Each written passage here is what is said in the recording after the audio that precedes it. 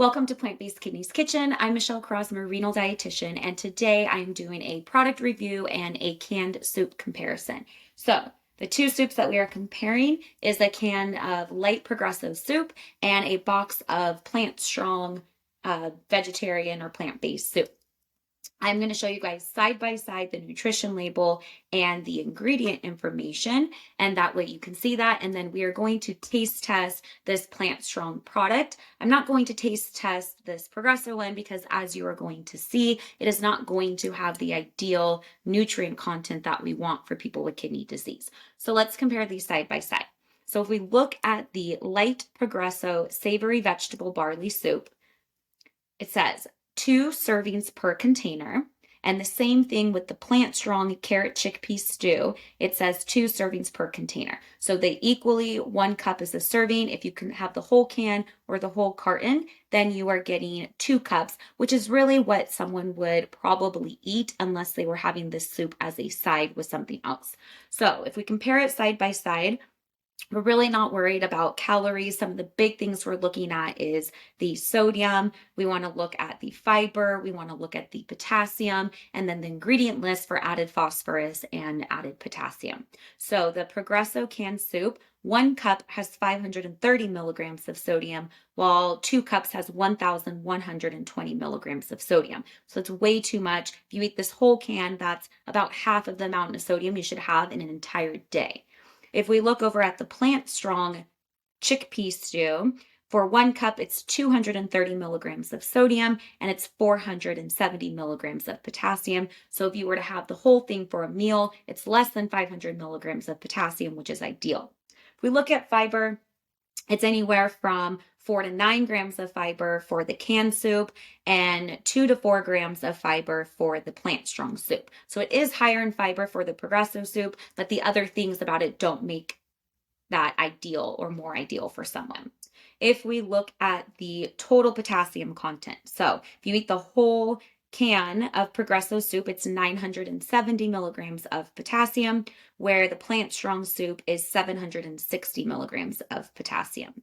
Now let's look at the ingredients. So if we look at the ingredients for the Progresso soup, it's not vegan or plant-based. It does have beef broth and beef fat in it, but some of the other things I notice is it has added sugar, it has corn syrup solids, and if we see here, potassium chloride, and then down at the bottom, sodium phosphate. So it has both potassium and phosphorus additives, which is not ideal for someone with kidney disease. Now, if we just look at the Plant Strong soup, at the ingredients, it's really just going to be the grain, the legume, the nut butter, some spices, seasonings, vegetables. It doesn't have any added sugar. It does have some date paste, but that does not count as added sugar since date is a whole plant food. So overall, it is better to pick the Plant Strong option over this Progresso option, but let's give it a try and see how it even tastes. So I'm going to cut this open. And again, this is the Thai carrot and chickpea stew. Put this open. And I'm going to heat it up over a pan, and then we'll talk some other comparisons between that. And I don't want to spill it, but you can see what it looks like. And we're going to heat up the whole thing, assuming that most people would want to eat this entire amount, a 2-cup portion, if they were having it for an entire meal. Get a spoon so we make sure we get all of it out. And then we'll talk about where you can find these and where you can get them. So it's good. I can see the rice. I could see the chickpeas in it. I see some veggies. Obviously, it has some turmeric. It's a Thai flavor. So I'm just going to heat this up over low.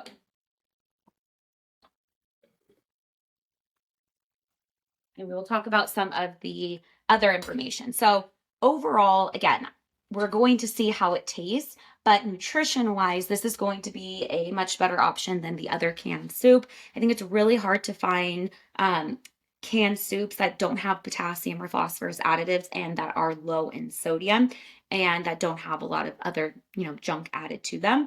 But of course, the price point is very different. So the canned Progresso soup, if you were to get this at a regular grocery store, it could be anywhere from $3 to $4 per can. If you were to go to Walmart, I've seen them as low as $2 to $3 per can. So it's definitely a more affordable option.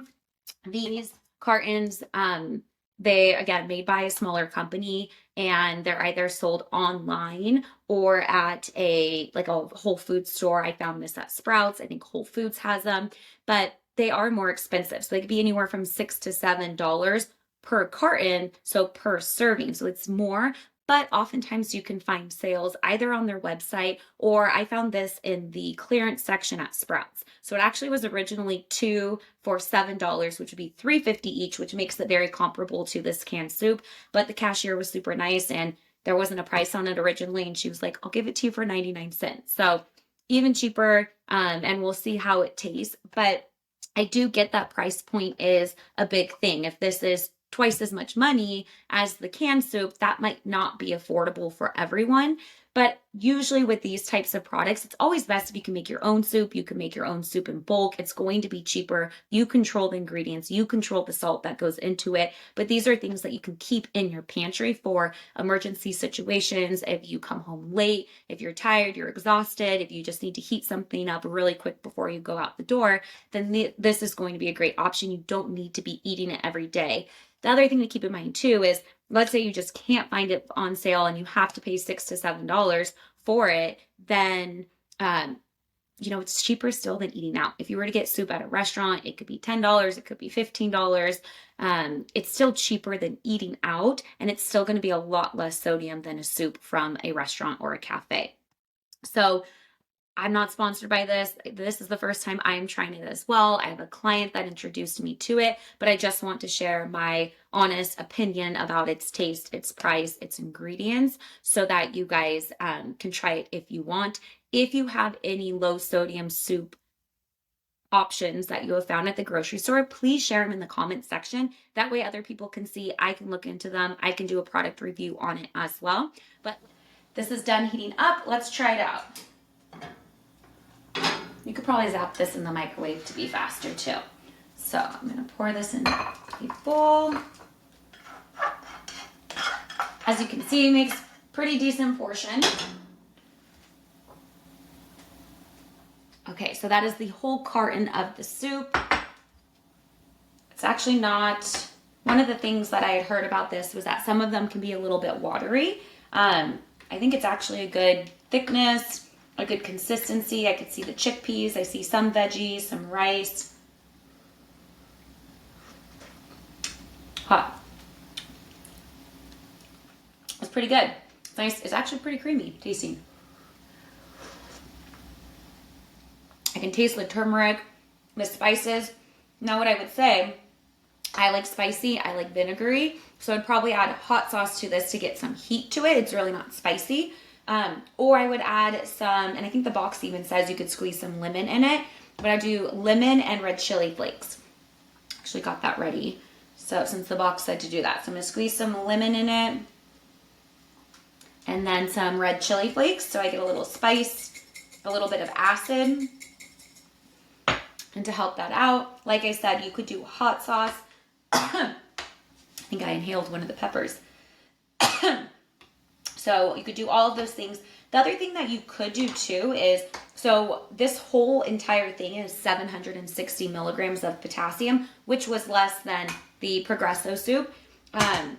But what you could do to add more vegetables, if you have room potassium wise, is if you had leftover cooked veggies, you can add it to it. You can probably chop up some, finely chop up some kale, or another leafy green, add that to it. You can make a salad on the side. I mean, if anything, I would say it's got the grain, it's got the legume. It could use a little bit more vegetables, but that would probably be the only thing I would say, and that would just make it a little chunkier if you like chunkier soup. The lemon and the red chili flakes is a great touch. I definitely would say this is a good option. If you want to try it, try and see if you can find it on sale, whether it's online or at a store. near you. I'll put the link for their website. You can go to it and see if they have any options or if there's a store locator and see. But I think it's a good option. People with kidney disease can keep in their pantry. It gives you potassium information, which is great. It has no phosphorus additives. It has no potassium additives. It is low in sodium, much, much lower. This is more than 2 times as much sodium for the whole thing as this is, so I think it's a better option. So hopefully that helps you guys out. Leave your questions in the comment section. Don't forget to like, share, and subscribe to the channel, and I will see you all next time.